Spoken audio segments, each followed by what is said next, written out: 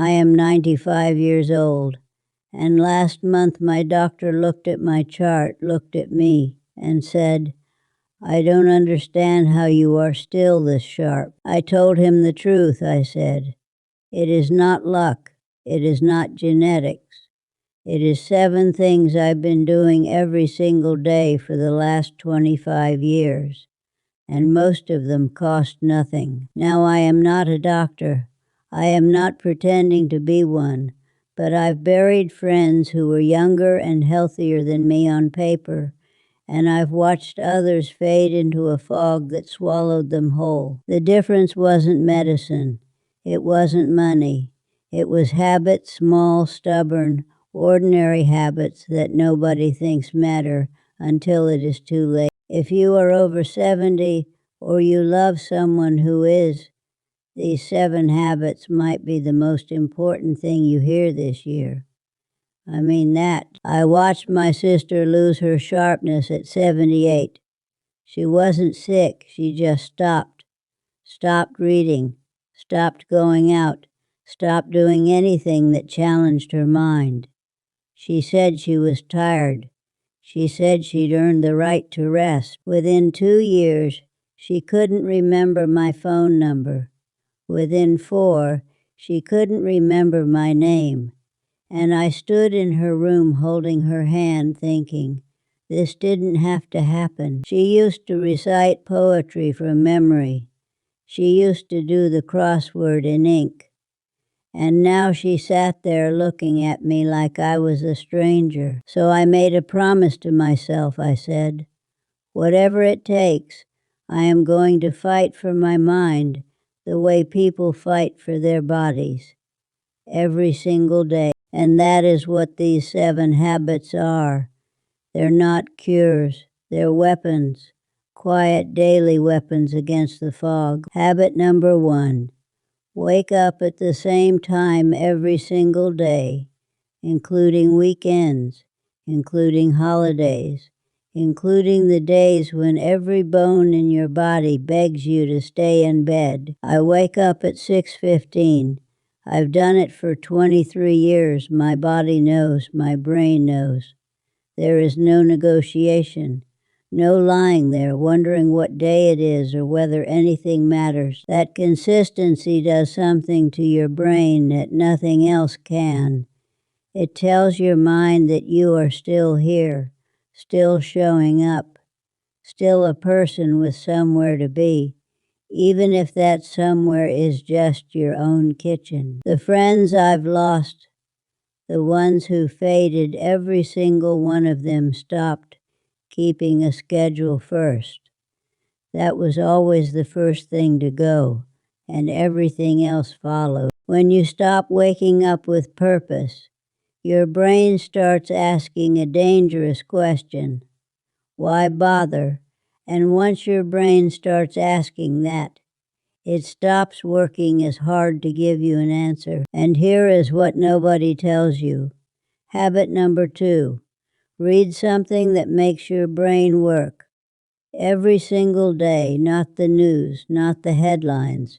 Something that actually challenges you. I read history, I read science, I read things I don't understand. And then I sit with them until I do. Last week I read about how black holes work. I understood maybe half of it. And that is the point. Your brain is a muscle, and after 70, if you stop exercising it, it doesn't just get weak, it disappears. Reading something easy is like walking in place. You have to make it sweat. I keep a stack of 3 books by my chair at all times. When I finish one, I replace it the same day. There is no gap, no excuses. The stack is always there waiting for me, but this next one might sting a little. Habit number 3. And this is the one most people over 70 refuse to do. Move your body before noon every day. I don't care if it is a walk around the block or 10 minutes of stretching in your kitchen. Move before your body decides it doesn't want to anymore. I walk every morning at 7. It is not fast, it is not far. Some mornings it is just to the end of my street and back. But I go, rain or shine, aching knees or not, because here is what I've learned. The days I don't move are the days my thinking gets foggy. The days I don't move are the days I forget words, lose my train of thought, feel old.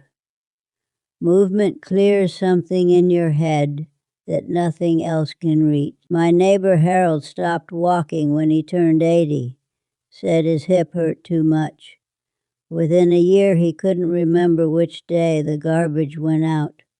The body and the mind are connected in ways we don't fully understand. And I know your knees hurt. I know your back aches. Mine does too, every single morning. But I get up anyway, because the alternative is worse. The alternative is a chair that becomes your world. Habit number 4. And this one saved me more than any of the others. Talk to a real human being every single day. Not the television, not a screen, a person with a voice and a face and a life that isn't yours. I call my friend Dorothy every Tuesday and Thursday. I see my neighbor Ruth on Mondays when we walk. Wednesdays I volunteer at the library and I talk to strangers about books. It is not complicated, but I've watched what happens to people who stop talking. My husband, after he retired, went days without a real conversation. He'd answer my questions in one word. He'd watch the news for hours, and slowly the sharpness in his eyes just dimmed. Like a light someone was turning down a little bit each week. Conversation forces your brain to think in real time, to listen, to respond, to care about something outside your own head. There is no pill that does what a good conversation does. And I'll tell you something else. The conversations that help most aren't the comfortable ones. They're the ones where someone disagrees with you, where your brain has to work to keep up. Stay with me. This one is important. Habit number 5. Write something by hand every single day. I don't mean a novel, I mean a list. A letter, a few sentences about your day. Anything that makes your hand move across paper and your brain form words at the same time. I've kept a journal for 19 years. Some days it is 3 sentences. Woke up, walked, made soup. Some days it is 3 pages about something I remembered from 1962. 19 journals, 19 years of mornings on paper. And when I read back through them, I can feel my brain remembering things I thought were gone forever. Writing doesn't just record your life.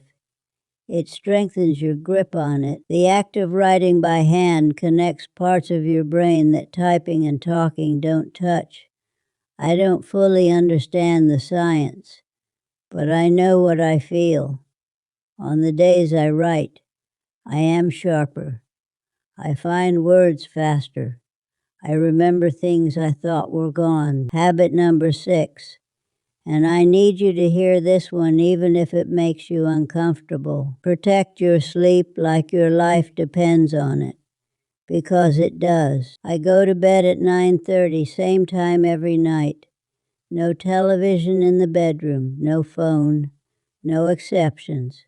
And I know that sounds extreme to some of you, but I spent 3 years sleeping badly in my 70s, and I could feel my mind unraveling. I forgot my grandson's birthday. I called my daughter by my sister's name. I left the stove on twice, and my doctor didn't say I was losing my mind. He said I was losing my sleep, and they look exactly the same from the outside. Once I fixed my sleep, everything else sharpened. The words came back, the names came back.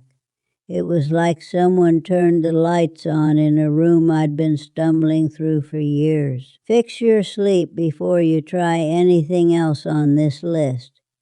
If your sleep is broken, nothing else will hold. And the last one, number 7. This is the one nobody expects, and it is the one that matters most. Learn something new that you are terrible at, and keep doing it anyway. I started watercolors at 89. I am terrible. My trees look like broccoli. My skies look like bruises. But every Tuesday afternoon, I sit at this table and I make my brain do something it doesn't know how to do. And that is the whole point. When you are young, you are bad at things constantly. You are learning every day. Your brain is building new connections every hour. And then you get good at your job and your routines and you stop being bad at anything. And your brain goes quiet. Being bad at something after 70 is the best thing you can do for your mind. It forces your brain to wake up to struggle, to build new pathways it hasn't used in decades. It doesn't matter what it is, Jess. Piano, a new language, knitting. Just pick something you can't do and show up for it. Your ego will hate it. Let it. Your brain will thank you. My friend Gloria started learning piano at 91. She can play 3 songs now badly, and she says it is the proudest she has felt in 20 years, because she earned it. Note by painful note. I know what some of you are thinking. You are thinking 7 habits every day. That sounds exhausting. I can barely get through breakfast, and I understand that. I do. Some mornings I don't want to get up either. Some mornings my body says no, and my mind says, what is the point? But I think about my sister. I think about her sitting in that room, not knowing my name, and I get up. I get up because these habits aren't a luxury. They're a lifeline, and I hold on to them the way a drowning person holds onto a rope. You don't have to do all 7 perfectly.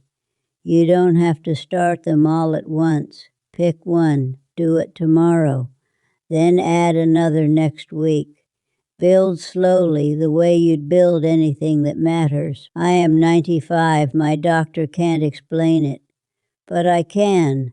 I am still here because I decided every morning to show up for my own mind. I didn't wait for permission. I just started doing these 7 things and I never stopped. And the truth is, I am not special. I am not lucky. I am just stubborn. And stubborn, it turns out, is the best medicine there is after 70. If this found you when you needed it, pass it to someone you love, someone over 70 who is starting to slow down, and come back. I've got more to tell you.